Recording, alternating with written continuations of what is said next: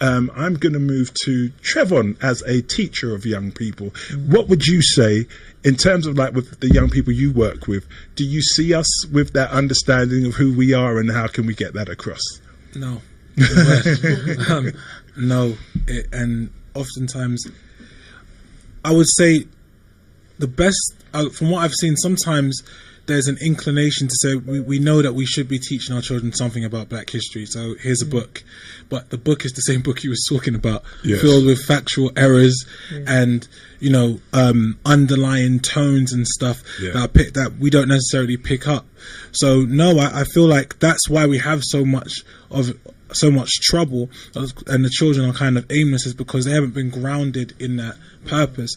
You know, I remember reading about this article. They were talking about these Jewish schools and how they're rooted in the whole, like their history. So they know what they've been through, they know what they've come through, and as they're growing up, they've still got that as part of them. Like, I'm doing all these things I'm doing, but I know there's still an attachment to their community. I feel a lot of the time our children aren't really necessarily connected to the struggle.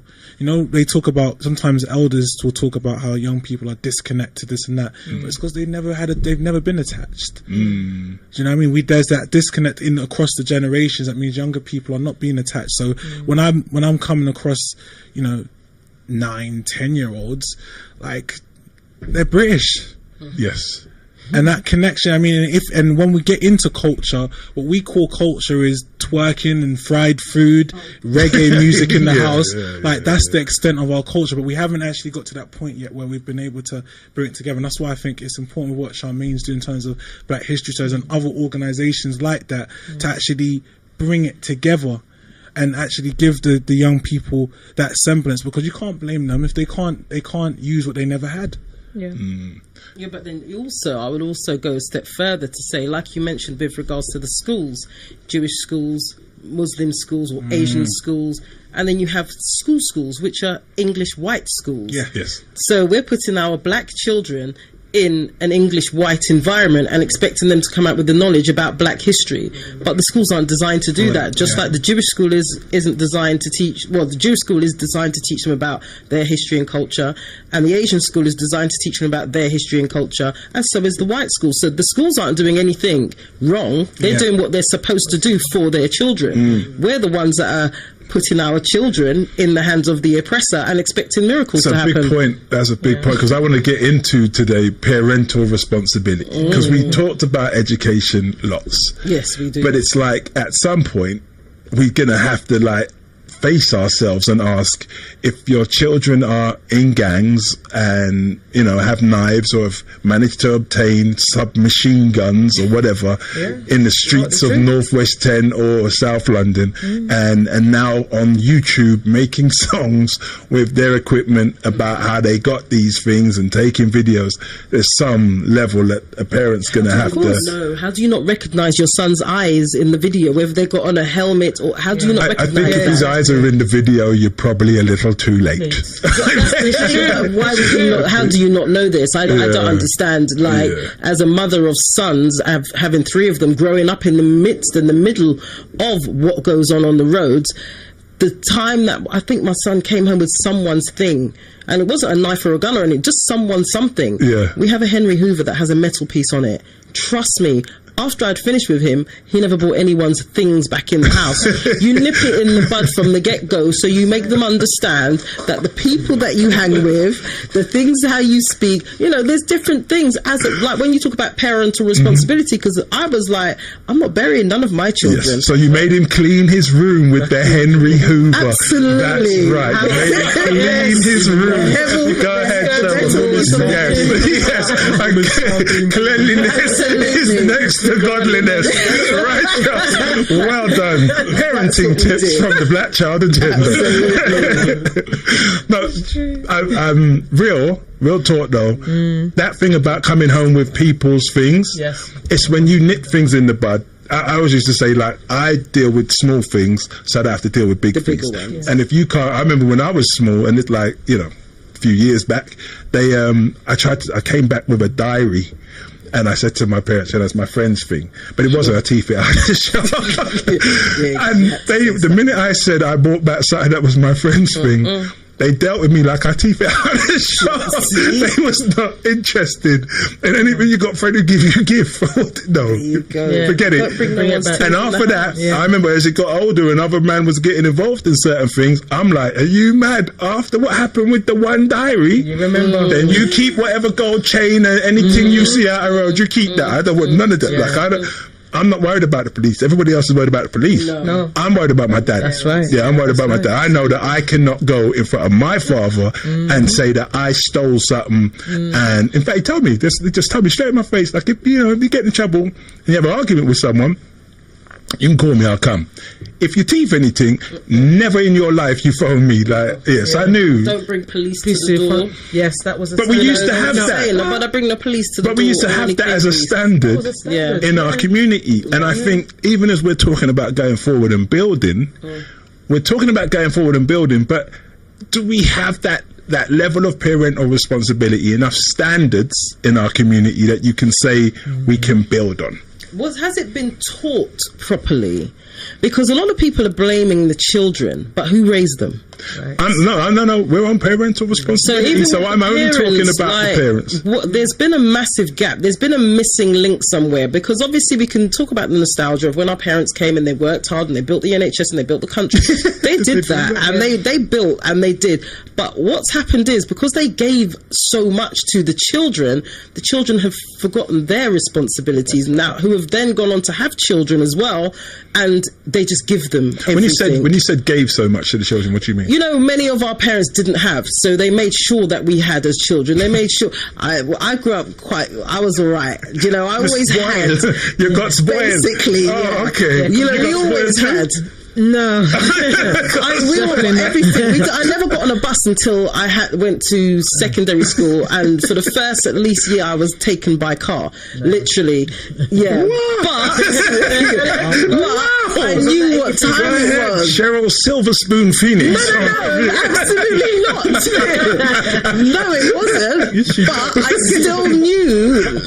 Yo, you were trying to set up a black club, yeah? My brother. Are you hearing this? My brother is here. My brother is in the studio, and we used to have to finish school and walk.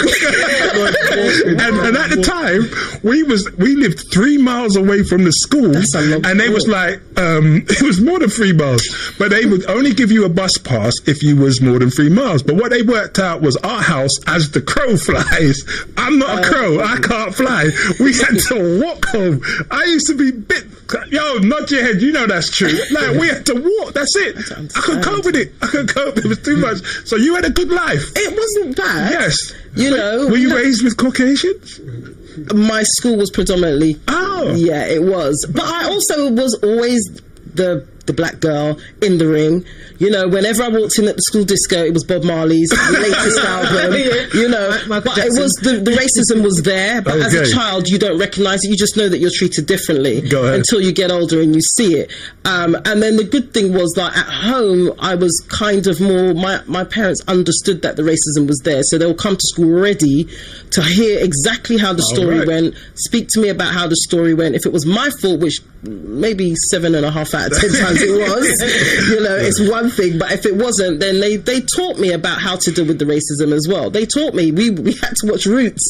We had to watch all these things, like, this is what these people are about. This is what they're about. Lessons. And speaking Strong about parents. certain things that were going on. So I did learn from a young age, and I was confident in myself from a very young age about my blackness, being in a predominantly all-white school. It was literally, there was about 6 black people in there, and I was the only one in my whole year group. However, then that makes me have the responsibility as a parent myself, who's teaching my children. I can't rely on the schools to teach my children about their blackness. So my sons could go to school with their heads held high and their shoulders back, and when they decided to talk nonsense, if they brought up Malcolm X or the slave trade, they can bat it down and just put them, but they were sent out of class because they were then, you know, speaking out, you know, so it's a catch-22 sometimes for young people. Yeah. Go ahead. You know what, I was thinking, sorry, just in terms of this whole parenting thing, a lot of it, it's actually really a generational issue. I was thinking back to when I was having a conversation with my grandparents, both my granddads, separate times. And they were both saying that when they came to this country, one came from Grenada, other came from Jamaica. They came here with the intention of coming here, working, saving money and going back. So when they came here, they actually had a purpose and a plan as to why they were here. Then at a point, both of them explained it to me, and there was a bit of regret. I felt it. Like, they got comfortable. This was it. Like, they had children too, and it was like, you know what? We're selling here. So then the goal becomes now integrated into white society. So this generation that comes after now from these children, their job is to integrate into society. There's certain racism and this and that, but that's been overcome. As we come forward in generations and that's done, what is there to do? We've made it. We're integrated into white, especially in London, we're integrated into white society now. So then it's like there's an absence of purpose now. Really, what is the plan? Children just need to be happy and don't embarrass me. Well, be happy. Maybe he's happy with a tool in his hand. Yeah. Do you understand? Don't embarrass me. Well, we can't promise that. You know what I mean? But that's so. When we think about it, it's actually going. We can talk about the individuals, and we all have our weakness, strengths and weaknesses, but I feel like as a collective we have to get that vision. We have to actually have a vision and a purpose together again to actually put parenting on the map, because what are we parenting for? Exactly. Go ahead, David. Yeah, that's it.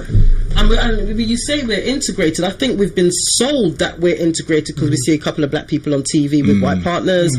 We've got great sports people, things like that. But when you look at even the workplace, if you want to go and do a 9 to 5, because not everyone's an entrepreneur, if you go into the workplace, that glass ceiling is still there. You've got the new wave of immigrants from Europe in particular, where you've been in a job for 20 years, you're or not even senior management, but you're part of management, and this person that can barely pronounce your name, who chooses not to, will come in and you have to train them to take your job, and they'll be paid more. Yes. So when you talk about integration, it's like, no, you're just the black face that needs to be seen within a 250 white workforce. So we've fulfilled our quota. When we ran UK Black Links, obviously our main business was advertising. So we would speak to every single corporate, from the Ministry of Defence, the police service, the ambulance service, etc., etc.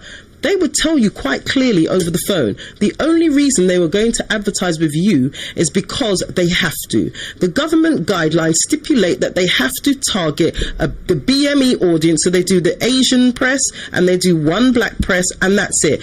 If you apply for the job and they see your name and they can't understand it, unless it's John Smith, they're throwing your application in the bin. That's a fact. The person told me over the phone himself. So when we say about integration, they love to tell us that we're, all one melting pot. We've got more mixed race families than anybody else. I see more confusion than anybody else or any other time.